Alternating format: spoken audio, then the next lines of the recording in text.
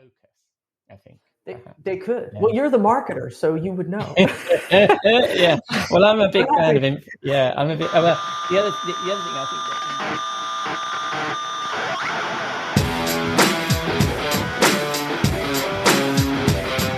Hello and welcome to episode 158 of the Rockstar CMO effing marketing podcast. I'm your host, Ian Truscott. I'm no rockstar, but on this weekly podcast, I chat with the true rockstars, my fabulous guests and chums that I've met on my journey from techie to CMO, sharing their marketing street knowledge in a show that Jason Falls described as a variety show for marketers. Come say hello. We are Rockstar CMO on LinkedIn or Twitter. I'll include links to me, my guests, and all the things we talk about in the show notes on rockstarcmo.com. And we are proud members of the Marketing Podcast Network. It's Saturday the 18th of March. Thank you for joining us. Hope you've had a good week and you are well and staying as sane as you feel you need to be. My regular guest, Jeff Clark, is still on holiday. So like last week, I'll take a deeper dive with a long-time industry chum. And this week is Theresa Regli, Director and Chief Strategist at Vox Veritas Digital, to geek out on digital asset management. And then I'll wind down the week with Robert Rose in the Rockstar CMO virtual bar for a cocktail and a marketing thought. But first, we need to pay the bar tab. I'll be back in a moment. We'll be right back after this word. We'll be right back after this word. You may know you're listening to this show along the Marketing Podcast Network, but did you know there are other great shows on MPN to help your business? Christy Heiler hosts a fantastic podcast called Own It. Christy, tell us more about the show. Own It is all about celebrating women and non-binary advertising agency owners. We talk about buying out of the boys' club of advertising because less than 1% of ad agencies are owned by women. And where can people subscribe? You can find the podcast at untilyouownit.com. We're also on the Marketing Podcast Network at marketingpodcast.net. And of course, you can subscribe wherever you get your podcasts. You heard her. Go subscribe.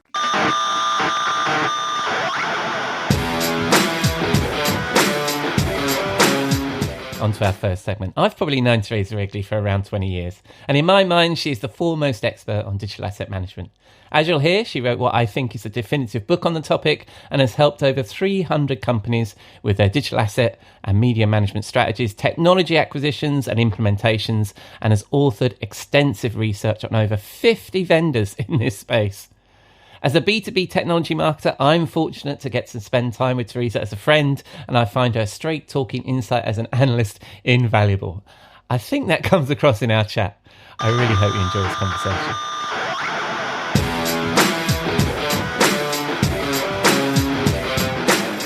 Welcome, Theresa, to Rockstar CMO FM. How are you? I am fantastic. How are you, Ian? I'm doing very well. Thank you very much. And people listening to your accent would think that maybe you're somewhere far away in Philadelphia or something like that, but you're right there in London, aren't you, today? I am Greenwich. I am a Greenwich girl now. I am very close to the Prime Meridian where time begins, indeed. Because we own time, right?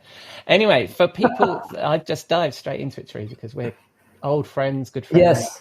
But for people that don't have that pleasure of meeting you for Spanish tapas every now and again. Tell us a little bit about yourself. Yeah, sure. So I'm Theresa Regli, and I've been working in digital technology for almost 30 years now. I started with hand coding websites for newspapers in Boston back in the mid-90s. Yeah. And eventually that became working with early stage content management systems, and then eventually digital asset management systems. And I worked as an implementer. I ran a content management team at an SI for about 6 or 7 years. And then I became an analyst in the space, wrote lots of voluminous reports on content management systems, digital asset management systems. And then I went independent, focused on MarTech and DAM since 2016.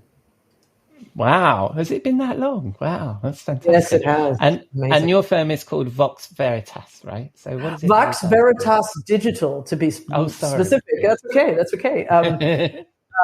It's always, good to have a shorter version. It's a voice of truth in digital. That was the idea. It's also meant to be a play on, actually, I studied linguistics, and I took 5 years of Latin. So the idea of old language and words are very important to me. So the Latin voice of truth in digital was meant to be a bit of almost an ironic oxymoron in some ways. But it was just the name that came to me at the time. I love it. And also that history of the old school hand coding and stuff. That's we have a lot of parallels there in where you came from. But right now, your specialism is digital asset management, and in fact, you wrote the book on digital asset management, didn't you?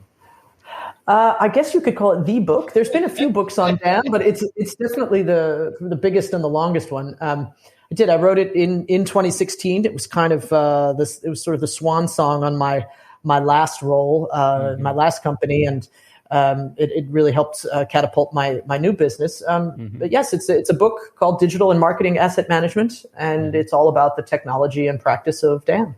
Exactly. Yeah. And what you do at the moment is, well, I know you as just the go-to person for digital asset management, right? So you, like I say, you wrote the book, you've been doing this for a long time.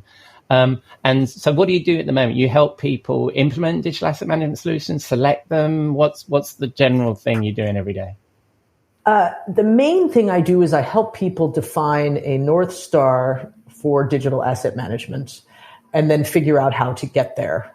And if you look at the logo for Vox Veritas Digital, there's a star in the middle of the O, and that is really intentional, because people who and organizations, large enterprises, all kinds of sizes that I work with, they're often in a stage where they want to understand what's possible, and I try very, very hard to make sure that there is a full understanding of all the possibilities with my clients, and then help them decide, well, where do I want to go? And then at a very tactical level, because at the core, I am a technologist. I say this all the time. I'm not a marketer. I'm a technologist.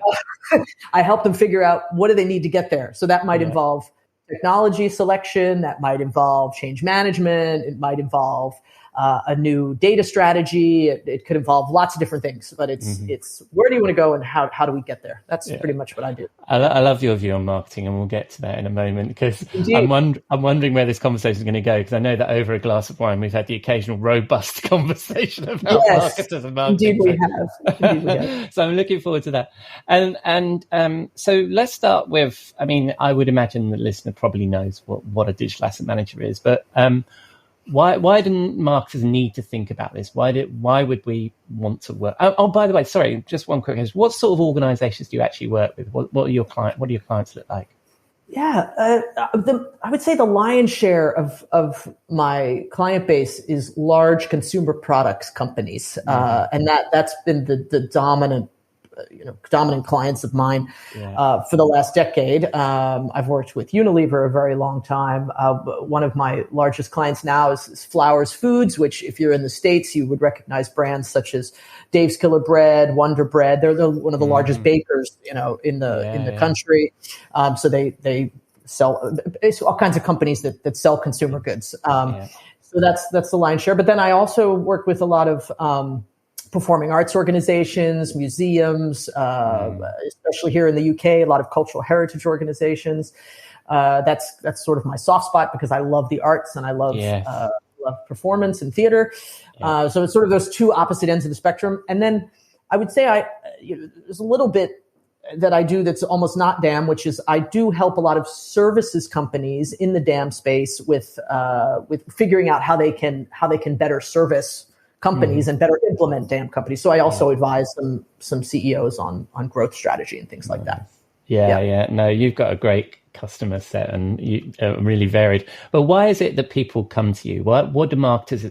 Well, I mean, specifically because this is a marketing show, so I'm going to focus on marketers. But why do marketers need to think about managing digital assets? Well, I like to say that digital asset management is kind of the unsexy foundational engine for marketing. So I think as someone who's not a marketer, it's very easy for me to just remove myself from all of these ambitious marketing ideas and campaigns and all these, awesome metaverse approaches that everyone's talking about now. And I'm just extremely practical. So DAM is important for marketers because if you do not have a foundational source of truth for your marketing assets that is well enriched with metadata, you are not going to be able to do all these amazing marketing campaigns that you're dreaming about. It just won't work. So it's sort of the plumbing, it's the plumbing underneath everything that is important. And that's what marketers need to think about. I completely agree. I mean, throughout my content management career, I was at Vignette 20 years ago, and we were talking about personalization. When I would talk about personalization, we were always very focused on understanding our customer, but we didn't spend a lot of time understanding our content. So if you know everything about your customer and you know what they want, how can you deliver that to them if you don't understand your content, right? That's right. It's very important. And fortunately, I think that's finally changed now. I think we actually are looking to understand our content and, of course, how effective our content is, which is perhaps the most important thing to marketers, right? So, I think that's about when I met you, wasn't it? 20 years ago when you were working. Probably at a Gilbane conference or something like that. Yes, I think so. Yeah. So, and whereas traditionally, I think that most people think of digital, not most people, some people think about digital asset management as just, it's the place where all the pictures and the videos and stuff go. Like it's almost like a shared drive or something in the cloud where everything goes. But from what you're saying there, and particularly with our experience with things like personalization and delivery, it seems to be evolving. What are you seeing with your clients in DAM actually evolving to be more part of that sort of system of engagement? Yeah, it's ecosystem is the word I use. It's part of a much bigger ecosystem, and it is now much more a service. I like to use the term, and I'm somewhat disappointed that it hasn't caught on like wildfire.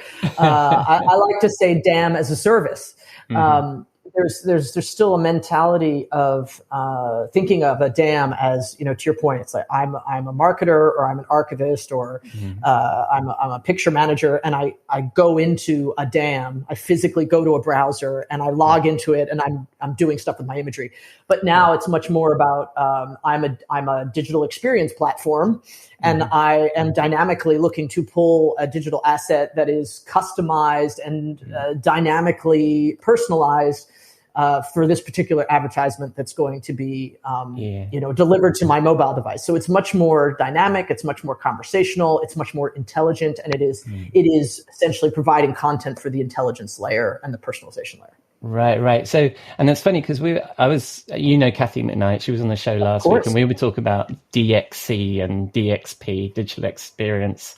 And we were talking about composability and stuff. It sounds like DAM now sits right in that, right? In that when we talk about sort of composable stacks and headless and stuff, that your DAM is actually connected right into those digital experience platforms that we would have that would do that delivery. Is that what you're saying? Absolutely. Yeah. I think, unfortunately, the DAM vendor marketplace has been slower to embrace composability.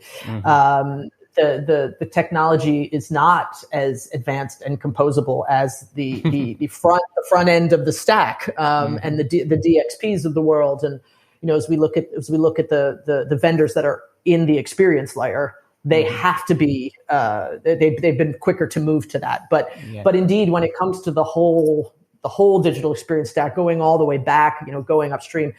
Absolutely. And I see DAM vendors definitely evolving their systems to be a part of that. Right. So you're seeing these DAM systems being part of what I would say, in the direct line of delivery for the consumer. So that if somebody is on their mobile device, they're looking at an image and looking at the very latest image, it'll come directly from the DAM rather than it being pushed out to a web content management solution or something like that. Is that where you think DAM's heading? It could be, but I like to think of it less of a place and more to my point earlier, more like it's a service. So there is something that is serving something to you on your phone, and that is probably calling on various systems, dynamic, or it might be.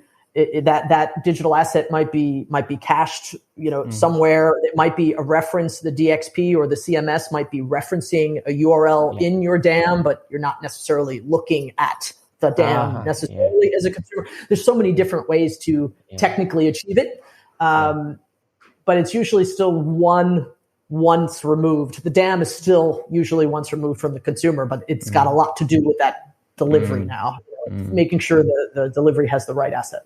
Yeah, and we as industry watchers and analysts and vendors tend to be on these sort of edge cases, the most exciting thing that you can do with DAM.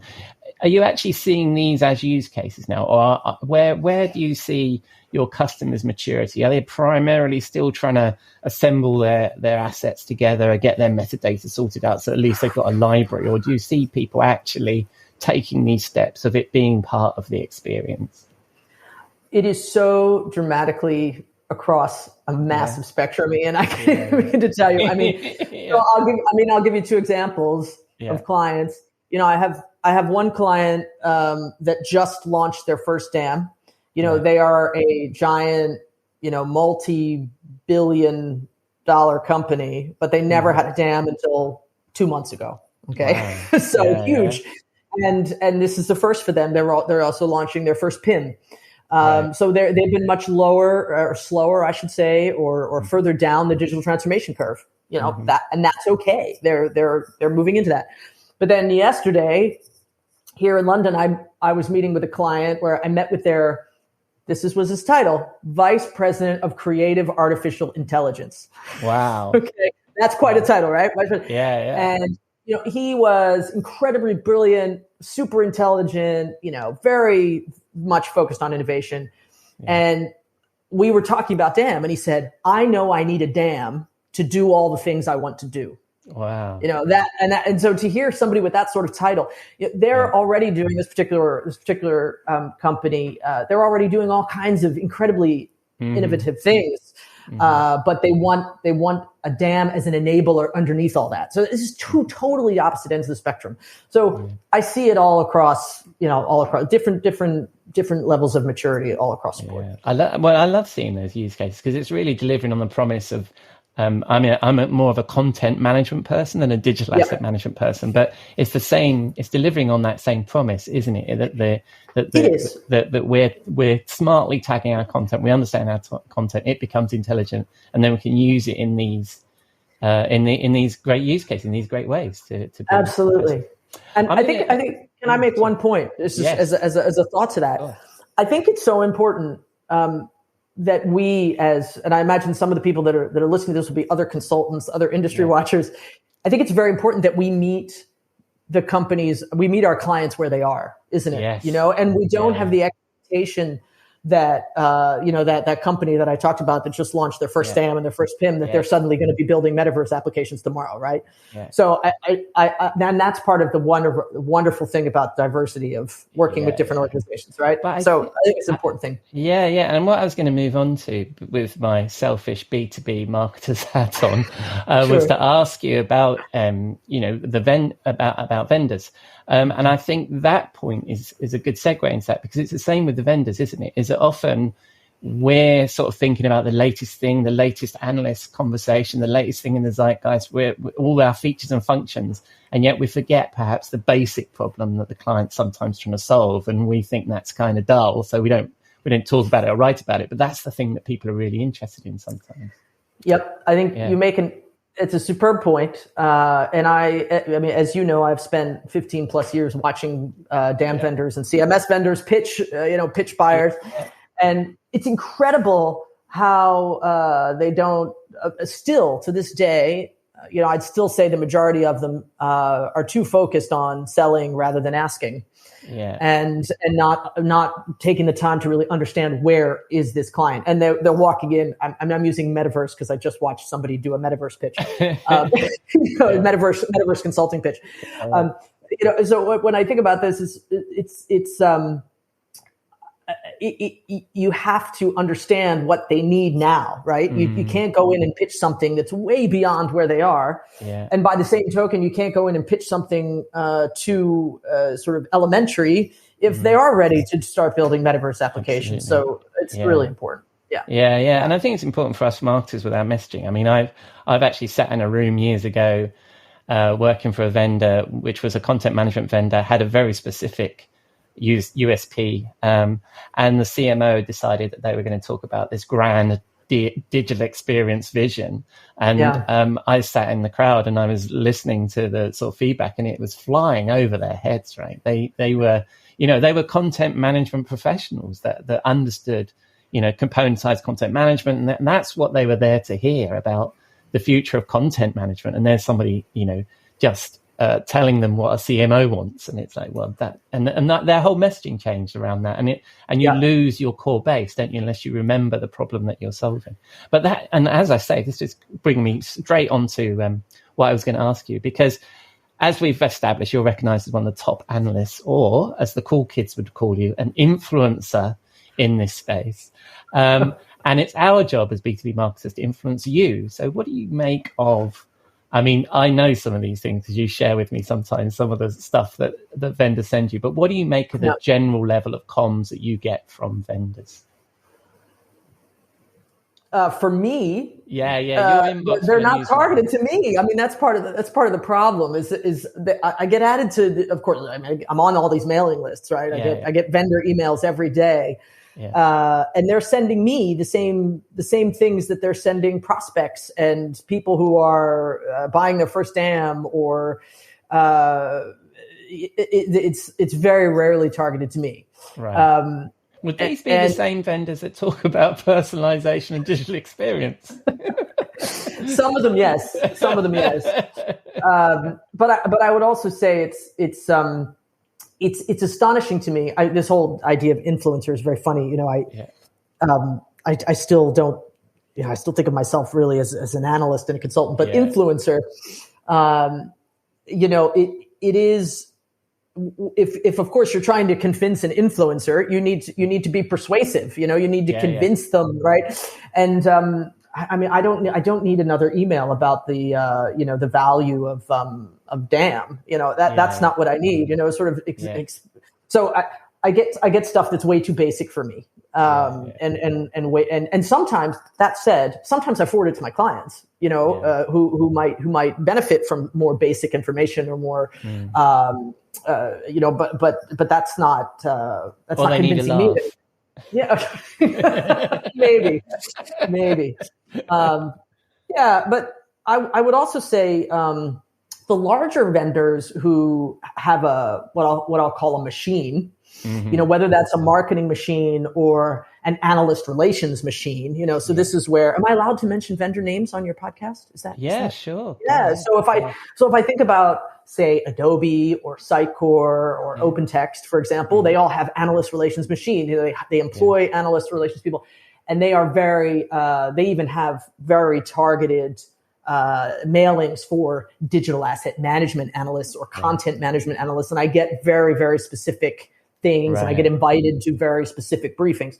Obviously, smaller vendors can't parse things necessarily in that way. I would argue against that. I think that's a question of focus, right?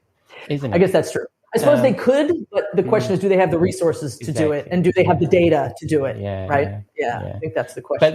But then I would argue that if you're going to engage with influencers and analysts, you pick them, and then you have a special program that's within your, which is in the bandwidth that you can handle, right? I think it's very important. I mean, I know that the big guys have got the resources and all that kind of stuff, but also I think the little guys could pick somebody like yourself, right, and just really focus.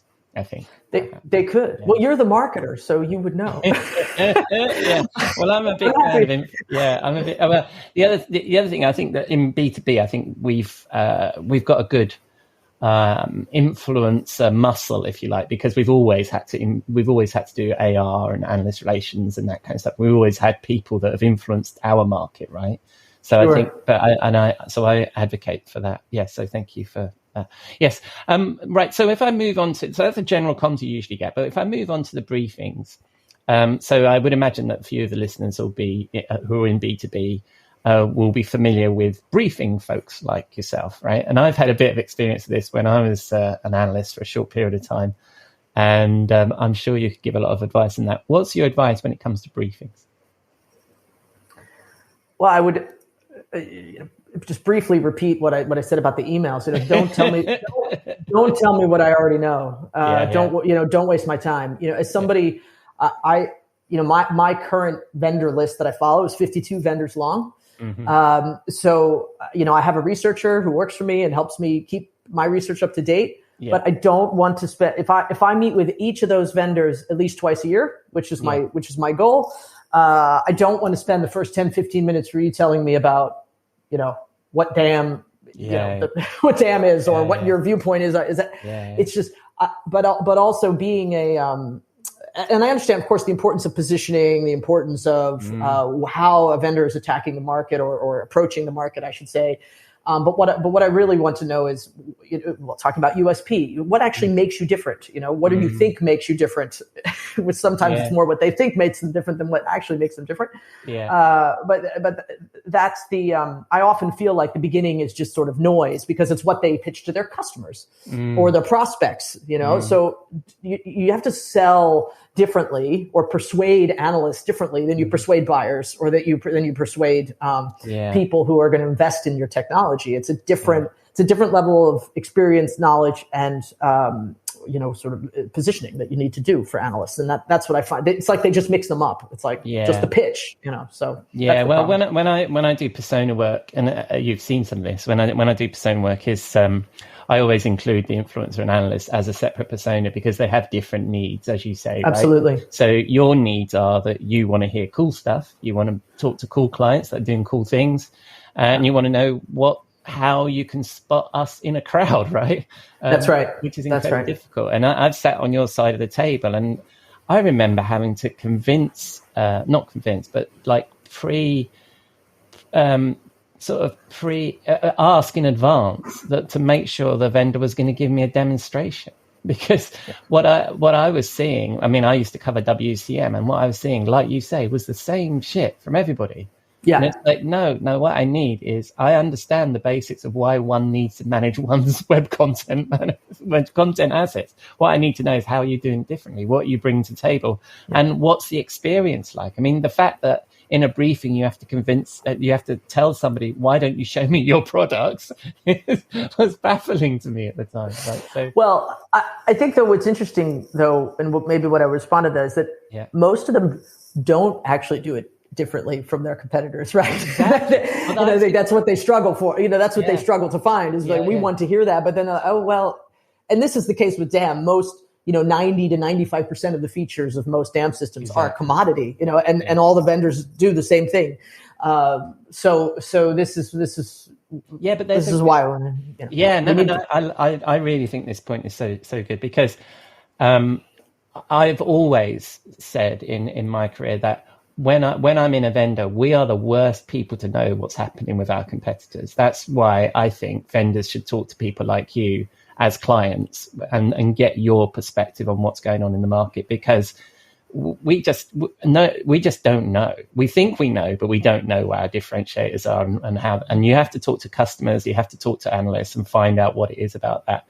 But there's a reason why somebody purchased your product, and it's teasing that out and sharing that with you, isn't it? Yes. This large consumer organization chose our product because of these things. And it might just be they like the service, they like the consultants, or whatever it is. But if you know what that is, then you can help with recommending that vendor to other people, can't you?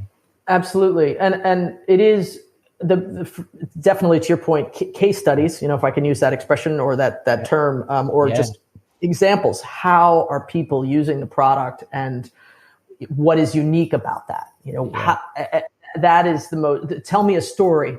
We haven't used the word story yet, but tell me a story. And how many times if there's anything I understand about marketing, it's that, right? It's to tell me a good story, and that is something that I don't need to hear the story of DAM. I know the story. I need to know the story of how have people used your product in an interesting way, right? Yeah. That's what I want to hear. That's what I want to hear. Yeah. And I was going to say people buy from people because it's such a hackneyed expression, but it's the truth though, isn't it? You don't want to know features and functions. You want to know the why. You want to know what it is what are they bringing to the table? How is it going to look for you when you introduce one of your clients to this group of folks, right? Are they going to embarrass you, or is it how's that going to go? Yes, it's the art of sales is fascinating thing. We should have a whole separate discussion about that. But well, that's why. I mean, that's why I think somebody like yourself is important. A resource for everybody in the category, right? Whether you're a client looking to implement a digital asset management solution, or if you're selling into that market, you're uniquely positioned, really, because you can see it from all directions, can't you? So I think I don't need to sell Theresa Regli, but thank you, though. I appreciate it. I'm quite happy to do it. But yeah, and I've played that role in the past as well, and I find that fascinating as what you can see, because when you're inside the vendor, it's very hard to see that sort of the landscape in that broader way. So I've kind of asked you for your advice really on the category, and I've asked you for your advice for people like myself, B2B marketers. But let's have a look at your end clients. So if a listener is looking to change their digital asset management solution or starting out, what's your advice when people are looking at this? What do they need? What are the requirements? And where should they go? What should they do? Well, I'll go back to when I sort of described what I do myself is define your future state. And that is, it's a discovery process. Essentially, it's figuring out where do I need to get to, and the analogy that I sometimes use is everyone knows. A lot of people know me for my analogies, and and all the metaphors and analogies I use. Yeah. I like to say, we're building. It's like building a smart home.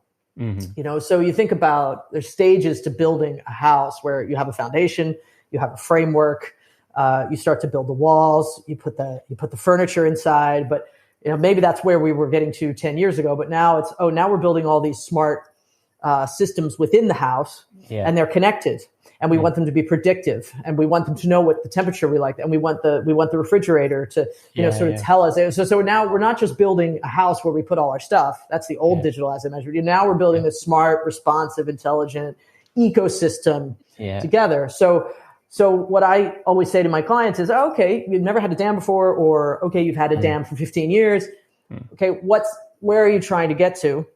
And I always say, tell me what you want out of your customer experience, because that's what DAM is supporting today. And if they don't have those use cases, if they don't have that fleshed out, a lot of times I say, go away and do that 3 months, come back, tell me, because then I'll write your use cases for DAM. You can't write use cases for digital asset management. You can't write requirements for digital asset management without knowing what the overall business goals are, what the overall strategy is, what the overall customer experience is. It's all intertwined. That North Star. Yeah, exactly. I like that. Yeah. And and we talk about technology and technology acquisition a bit on this show.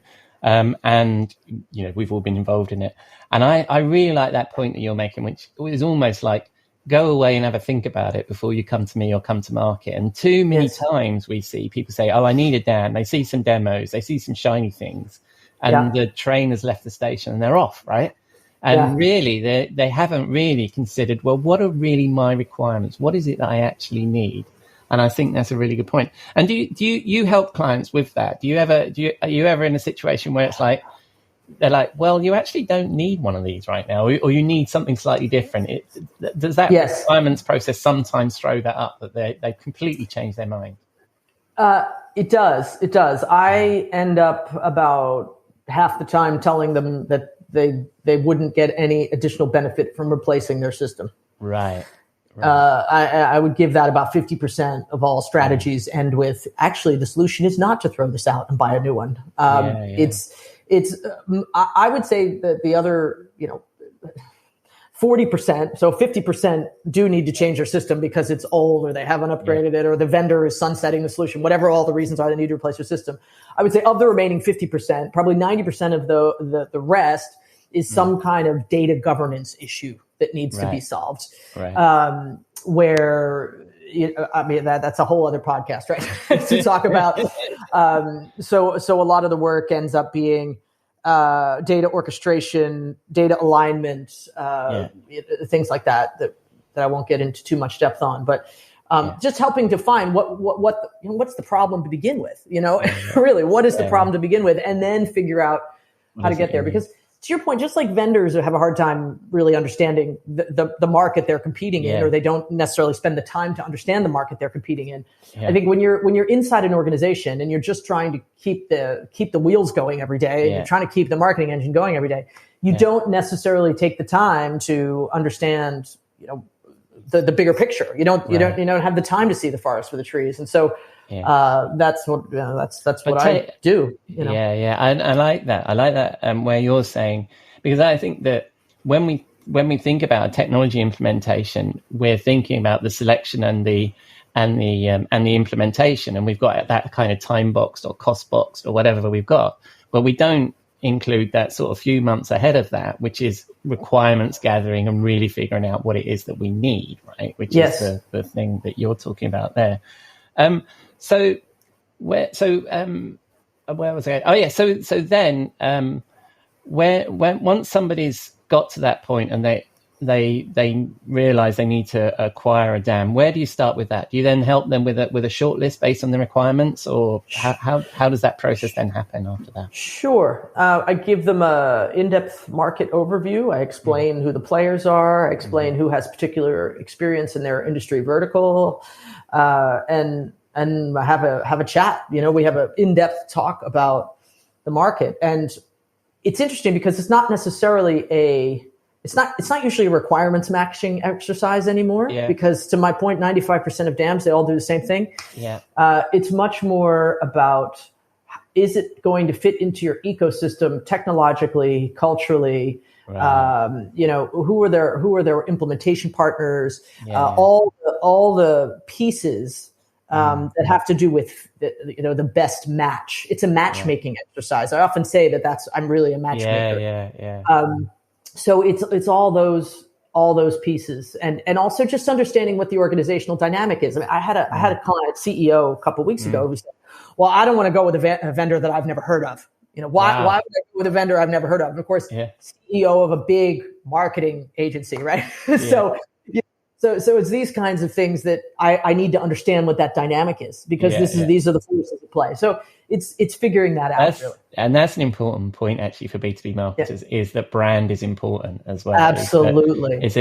If you as the recommender, influencer, analyst is saying to somebody, these guys are an absolute best fit, and they go, who? It's going to be a much harder push. Even if they're the perfect solution, it's a much harder push for you to get them into that shortlist, right? The other thing that I thought was interesting, actually, that you were saying about just now, which was replacement. I think too often, isn't it, we think that we need to replace the technology that we have in order to do something shiny and new, and often because we've been listening to the vendor hype.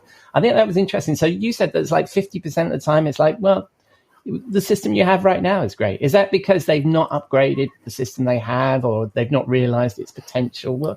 Well, how does that conversation go?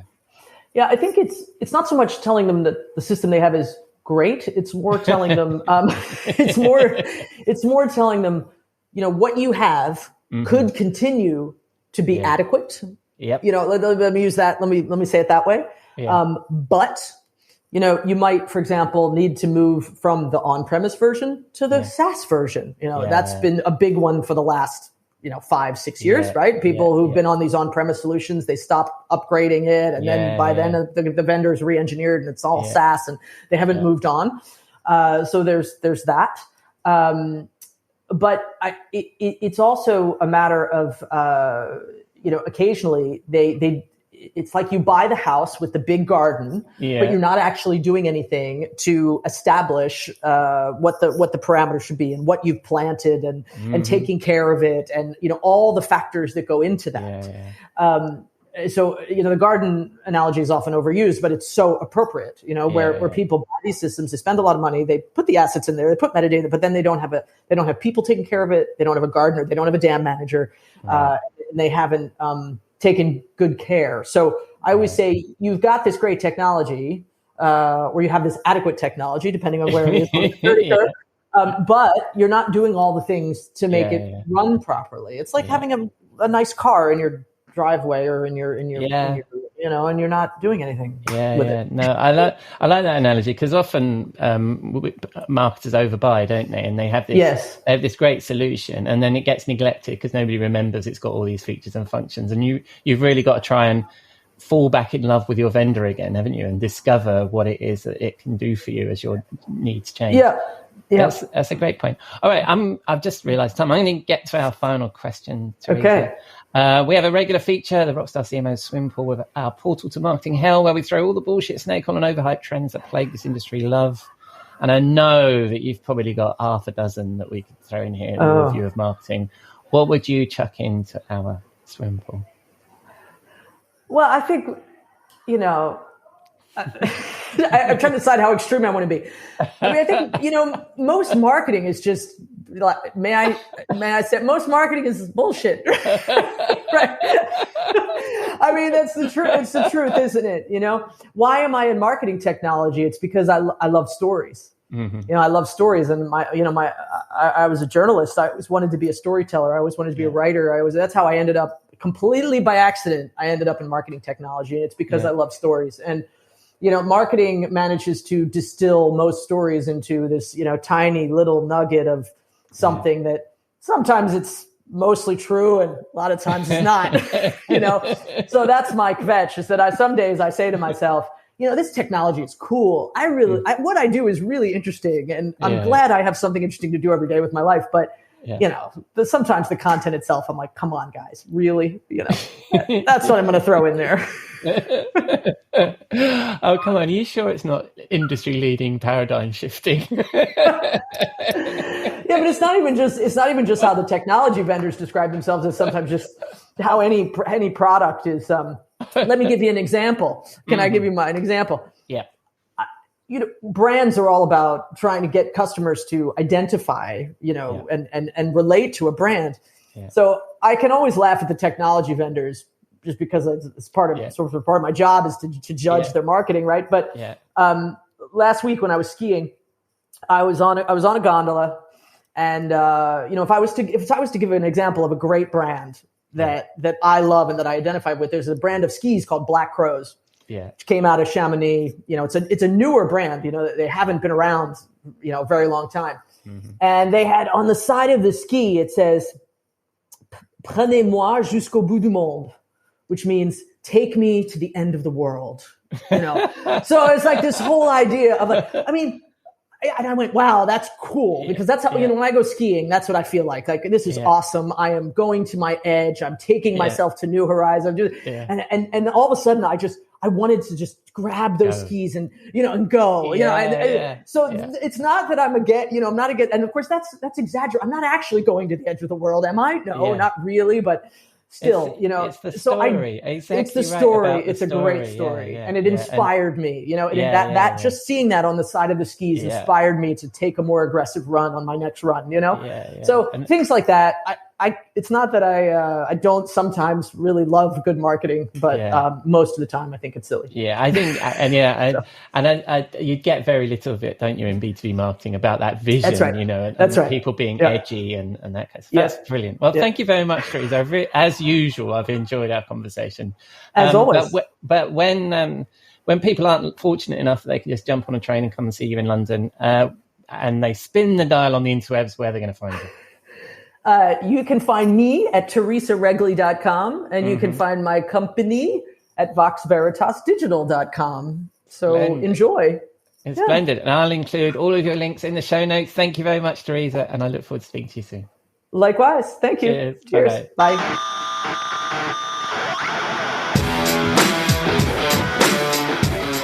Thank you, Theresa. Great advice there for whichever side of the marketing technology table you sit on, whether you're a vendor or a buyer. I will, of course, include all of Theresa's links in the show notes. Right, it's that time of the week as I join my friend and content marketing guru, Robert Rose, chief troublemaker at the Content Advisory, for a cocktail and a marketing thought.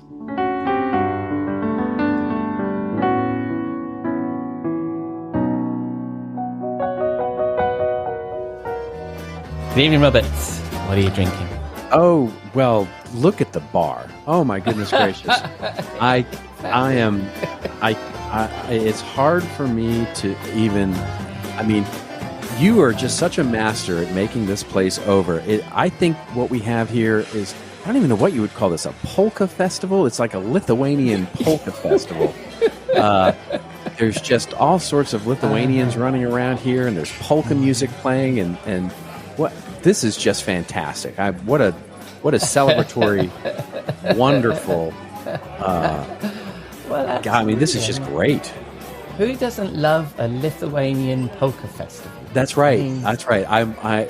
And you know, if there's ever something I'm trying to do is give you lots and lots of homework in post-production, it is to find the most obscure music that I possibly can.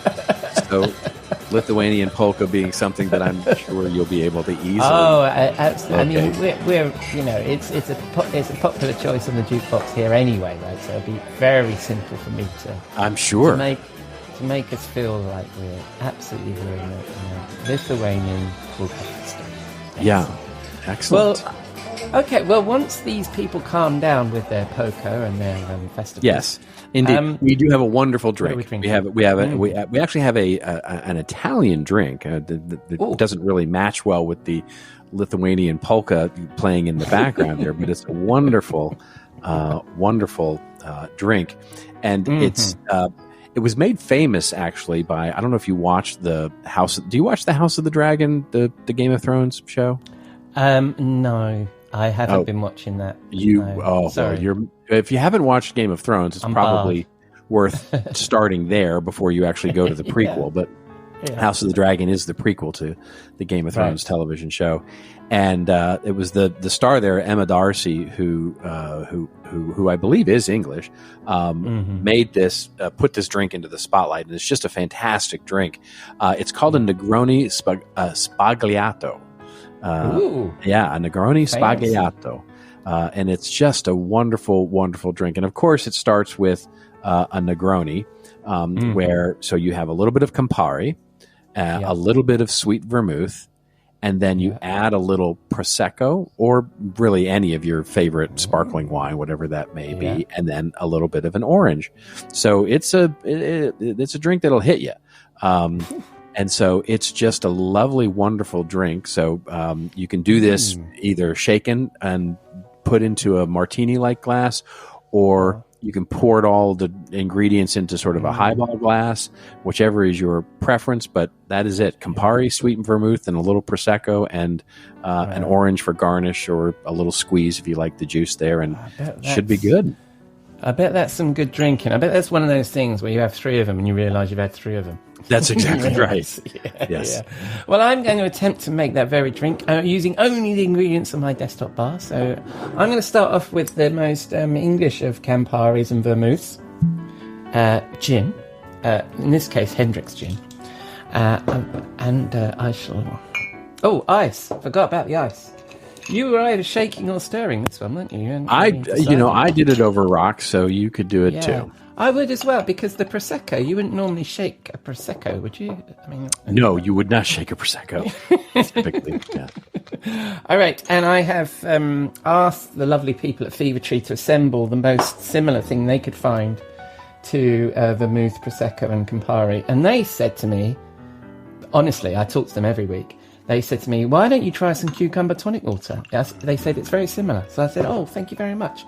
Why don't you sponsor the show? They said no. Oh, so there you go. So this is... I don't know why I mention Fever Tree every bloody week. Anyway, so let's have a taste of this. That is delicious, Robert. I could drink one of these every week. What are we calling it? Well, that is the Negroni Spagliato. Nice. I've got a bit of the Spagliato. I've got less of the Negroni in mine. Yes. Negroni Spagliato. I love it. And where are you going to whisk us away to drink these? Well, so we went to the Amalfi Coast last week. But I'm going to take us to a completely different location this week. So we are going to head, and this is going to sound just completely non sequitur, but it's been someplace where I wanted to go because it continues to be rainy here in Southern California. So we're going to head to my home state of Texas, and we're going to head to a little town called San Antonio. There is a Mexican restaurant there and I guess it would be a good place to have Negroni Spagliatos, called La Margarita. I probably should have had margaritas, but nonetheless, we will go to La Margarita, which is one of the most famous Mexican restaurants on all of the Riverwalk in San Antonio. And it is just a fantastic place to sit outside, have just tons of Mexican food, and contemplate everything. Fun fact, the La Margarita restaurant is the place where they invented the fajita. So there you go. Tex-Mex at its finest. It wasn't invented in Mexico. Oh, that's... No. Oh, no. Man. No. Yeah. If there's one thing that I miss about not living in the US, it is the Mexican food. Just love it. And we just don't get, it's, the thing with the quality of, you're probably got the discerning taste where you can say, oh, then this is rubbish Mexican food, or this is great Mexican food. For us, everything is great Mexican food there, right? Compared to here, so, fantastic. There is a place that I went to. Where was it? It was in London, and it was up in the posh. There are some, absolutely. Yeah, I've been to some nice Mexican restaurants in London, but what I'm saying is, and it's an event, whereas there, your corner your corner Mexican restaurant or whatever, you just have a great time, few bucks, good beer, just great, whole range. I'm sure it'll come to you where that rests, but there are a few in London for sure. So where were we? We're in San Antonio. We're in this Mexican restaurant, and we're confusing the people by not drinking tequila or Ranch Roses. We're drinking Negronis. When conversation turns to marketing, what are we talking about this week? Well, we're going to talk a little bit about how we get beyond the form of content, and it's an interesting challenge. An evolution of last week and the week before. An evolution of last week, if you will. Yes, indeed. Yes, if we started with content last week, which is really about the idea, literally the content of our content, and it is the idea that we are trying to express. Yes. And in many ways, what we do in marketing is to start with the form. In other words, and it's natural for us, right? Because if you think about it, it's the way we get inspired, right? When and the way we get inspired is we're consuming content. We're all consumers of content. When we look at a video or listen to a podcast or see a print ad or see a great email, that's how we're inspired. And so that's where our brain starts, is we go, wow, I want to do that.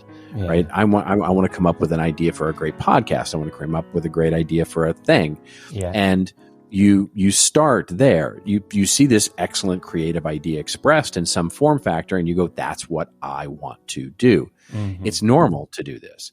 Yeah. And by the way, we not only do it in business, but we do it, the other, artists do it as well. And if you, think about it for a second, George Lucas, when he dreamt up a story about a young boy on a desert planet who reunites with his separated at birth twin sister to save the galaxy from an evil empire, he didn't start there. He started with, I want to make an amazing movie that's like Buck Rogers, right? And he said, I want to make a movie. And when he made the movie, he said, what can I fill that movie with? And he said, I know what I can do. I can dream up this story about a young kid who saves the galaxy in a rebellion. And that's when the idea for Star Wars became a movie. And so it can make sense for filmmakers or for TV show creators or for novelists or for whatever it is, but it doesn't work well for us in marketing. Yeah. Because if we start thinking about containers first, the reason that ends up being a heap of trouble for us is because the content isn't an endpoint. In other words, the difference between a movie like Star Wars or a book or a something like that is that's the end that you're making. That's what you want people to experience. Yeah. And in marketing, it's not that way. It's a bridge to an endpoint, which of course is our product or service or what you're trying to hire us to do. Yeah. And so we're not trying to optimize for that end experience. So people, and the key is, why do people watch it?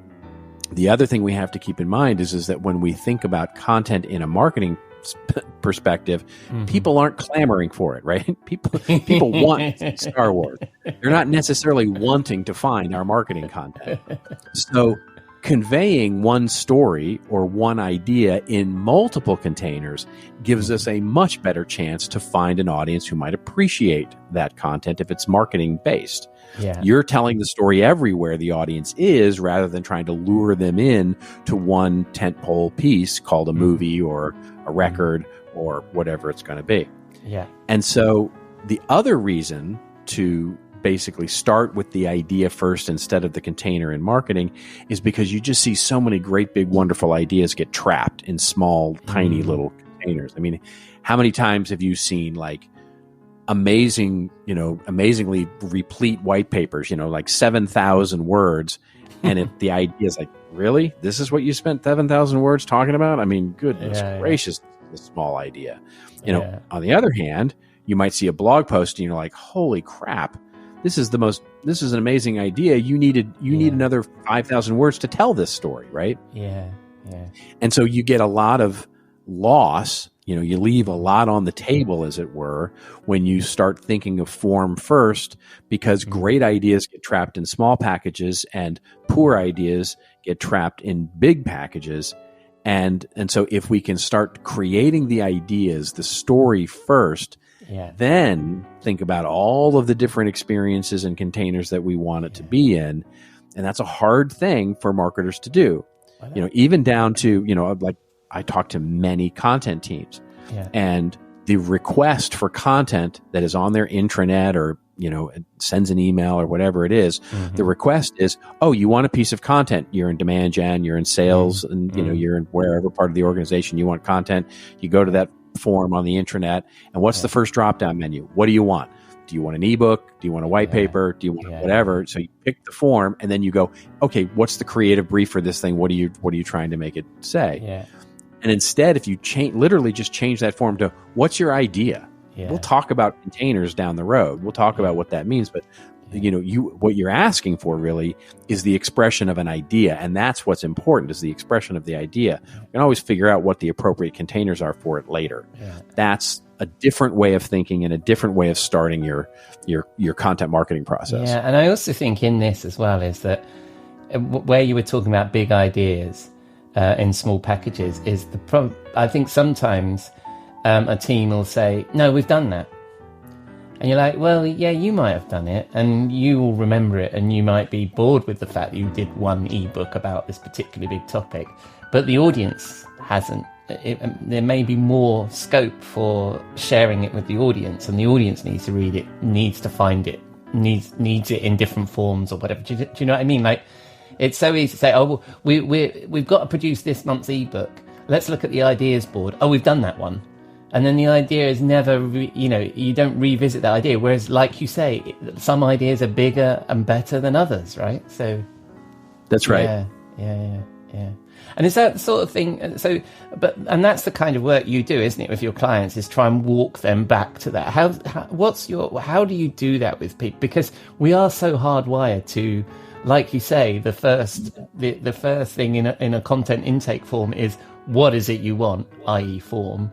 How do you then walk, right? What's the how do you walk that back with your clients? Well, it's it's usually not too hard to get agreement from So remember, we're primarily working with marketing and content teams. Yeah. So usually that is a very welcome idea, which is either include us in the thinking about what form it should take, or certainly don't make the judgment now. We got to get the idea right first. And that goes back to what we talked about last week on the show, where we talked about the idea of that integrated marketing communication starts with the idea, the content first, and then we can start thinking about how we're going to construct a promotional element around those ideas. But that for when when we are in a content team, that our job is to produce digital assets for various parts of the business, that internal agency model. There's usually great acceptance of, oh yes, we definitely want that. We want to be able to change that. Tell us your idea and then we'll figure out the forms. What's harder is to get people to want different, the people who are requesting those things to do it differently. Right. Because for them, they've already got it worked out in their head how they're going to promote it, right? Or how they're going to use it. Yeah. And that's one of the biggest challenges is, you've got a sales enablement team or a sales team or a demand gen team or even senior leadership or whoever. When they go fill out that form or put in that request for an ebook or a white paper, in their head, they've already worked it all out, right? Yeah. And so making them either spell all that out or frankly go, you may not have the greatest idea there, basically just right now, let's just stick with what your idea is. And then we'll figure out if you've got it all figured out or you don't. Yeah. That is a harder thing because everybody, I mean, this is a classic that's been true forever. Everybody's got two jobs, theirs in marketing, but the job that those others that feel like they're in marketing is all about how I'm going to do this cool thing, like how I'm going to take this cool thing and make it, and use it, right? In other words, give me a bright, shiny thing that I want, and then don't worry, I'll take care of the rest of it, right? That's, as I often say, if you're a marketing guy, walk around the office with an Excel spreadsheet and go, let's talk about process or the analytics or the efficiency of how we're working through these processes and see how many people show up to your meeting. And then, but then walk around with the new website comps or what the email should look like or what this new white paper should look like. And everybody will come and have 10 cents to offer. Yeah. No, I love that. And I was laughing before the punchline there because I knew exactly what you were going to say. And you're so right with that. I mean, everybody wants to get involved in the creative and nobody wants to get involved with the process for sure. Everybody wants to be in the expression of the idea, but not think too hardly about the idea itself. Yeah, absolutely. And I think, but I also really like this idea that you were saying earlier about the fact that small ideas can then be in these big packages, like you say. Like I've even seen it in business books. You sort of read the beginning of it and you think, right, okay, so this is the idea of the book, and then you realize the whole book is just like repeating it or proving that point, and it's a very thin idea that really didn't need a book. It was probably a blog post. Don't even get me started on business books. I mean, for the most part, you get the main thrust of most modern business books if you read the introduction, right? And probably the first chapter. If you read the introduction to the first chapter, you've got it. It's kind of done at that point. The rest of the book is sort of either repeating that or talking through how Jane made it happen in her company, and here's how she made it happen in her company, and which is kind of useless to you, but it fills out it fills out 40,000 words that they still need to finish a book, and so many business books are small ideas captured in a big thing. Yeah, but we also do the same thing in marketing. Like you say, there'll be a white paper and actually it should have been a blog post. And similarly, there might be a blog post that actually should be a fully integrated campaign and do all the things, right? Yeah. I mean, and that gets to goals and objectives, right? Yeah. I mean, it is, it's funny because those two things are often not in lockstep with each other, right? And that does go back to our conversation last week, which is people start requesting stuff just because they're literally driving in from their home to the office. And they go, oh my gosh, wouldn't it be awesome to have a thought leadership paper on, blah, or they hear it on a podcast, or they hear it. We should have we should have a thing, right? I can remember back in the day, I used to use the analogy of it's a little dated now, but I used to use the analogy of the CEO walking in, this is the early days of social media, right? When the CEO would walk in and slap down the airline magazine that they just read on the marketer's desk and go, where are we on this whole social media stuff? right? Yeah. And you're a marketer going, you just big sigh, right? It's like, okay, we're thinking about it, right? Just slow down, champ, right? Yeah, we're on it. I love that analogy, and I think I've used it in my writing, but it is dated. But that sort of management by airline magazine, right? You hear it all the time now, right? Which is, I mean, how many times do we hear from companies? And this is a general chorus, literally like a Greek chorus in a musical, right? It's literally, we need video. Yeah. We need more video. Yeah. We need video. Yeah. We need video. We need, it's like, tell me what's in the video. Like, what do you mean by that? What does video mean? Well, we just need more video. We just need more video on our site. We need more video on our social media channels. We just need more video. Yeah. Okay. Yeah. What are the ideas that you're trying to? I don't care. We just need more video. Okay, now we know we have an issue. Yeah, what's our TikTok strategy? Yeah. All right, mate. So when people are looking for advice on not adding more video to their websites, where are they going to find you? Well, you can find us at contentadvisory.net, where we have not a lot of video, actually. Yeah. Well, very good. And when people... We have some. When people spin the dial on the interwebs and they're looking for you, where are they going to find you? They're going to find me primarily on LinkedIn, but I'm slowly coming back to Twitter. Yes, I am starting to tweet again. I'm reactivating my activity there. I'm not sure what to say about myself, whether I'm sort of kowtowing in or just, because here's what I found. I found that there are lots of great people on Twitter, and I've got lots of great connections there, and I get asked questions. I get added to tweets, and in a way, it's like I should either just quit it entirely and not be there, or I need to participate, because it's not fair to those who are adding me to conversations to just be silent on it. So it's a tricky one. We'll see how it turns out, but I think that's because I don't want to go off it completely. I don't want to completely delete my account. I don't find it that onerous at the moment. Yeah. But nor do I really enjoy sort of what Elon is doing to all those folks. But and I think it's a different place in Twitter at the moment. The engagement has certainly dropped, I think. Well, it's interesting. My feed has changed for the worse and the better.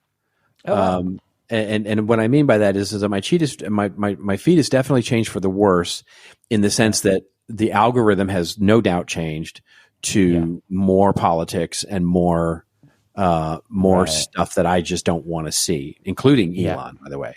Yeah. But it's changed for the better, in that the conversations that I'm seeing happen are a little better. In other words, my network that I have cultivated over the last number of years, the conversations are great. Like the value of the content getting shared is good. So it's a bit of a double-edged sword, really. Now, less noise for sure. And from my network, and better conversations, but at the same time, more nonsense. That sounds like it sums up Twitter. So when you're, if you wanted more noise and more nonsense, are you going to be in the bar next week? Oh, yes. Well, and hopefully with more of this polka, that's got to bring us out. We got to bring us out with some great polka music. All right, mate. I'll see you then. Have a good one. Cheers, buddy. Bye-bye. Thank you, Robert. I'll include all of those links in the show notes. Please stop by and check out his work. So that's a wrap on episode 158 of the Rockstar CMO effing marketing podcast. Thanks to Theresa and Robert for sharing their insight, and to you for dropping a dime into your podcasting jukebox, selecting our track, and jiving along with us. Please let us know what you think. You can contact us through our website, rockstarcmo.com. Catch us on the socials. We are Rockstar CMO just about everywhere. Or leave a rating or review in your favourite podcast app. Or just keep listening. I'm glad you're here. Next week, Jeff Clark is back with his marketing studio. I go backstage with a fascinating young entrepreneur, Yash Chavin. And I'll again wind down the week with Robert Rose and the Rockstar CMO virtual bar. Until then, have a great week, and hope you again join us here next week on Rockstar CMO FM.